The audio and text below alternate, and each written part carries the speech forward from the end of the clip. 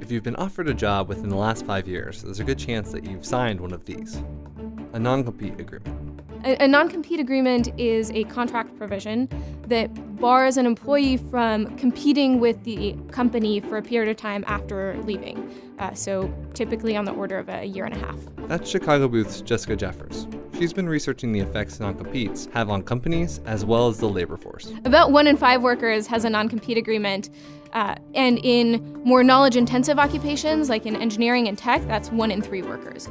So these are pretty common contract provisions. In some cases, even fast food chains have been experimenting with them. One pretty notorious example is Jimmy John's.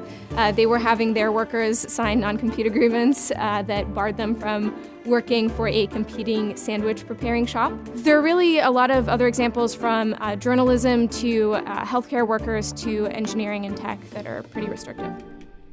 So are non-competes even enforceable?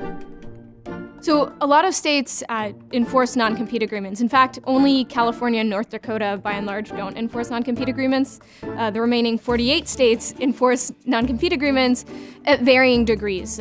Probably the most restrictive is Florida, and there's some western states that are less restrictive. By looking at the job market before and after regulatory change, she was able to isolate how enforcement of non-competes affects the behavior of the employees and the employers. I observe actually both increases in the enforceability of non-compete agreements and a couple of decreases in the enforceability. In this paper, I have 3 main findings. The first is really just confirming that non-compete agreements do have a large impact on employees. You see a large drop in departure rates following an increase in the enforceability of non-compete agreements. The second result is that there are fewer new firms that enter in the economy, and this is especially true in sectors where non-competes are more common.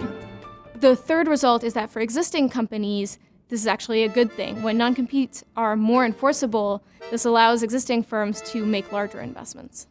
There are many questions that still surround non-competes. Does having fewer companies affect innovation? Do employees' wages stagnate if their employer knows that their options are limited?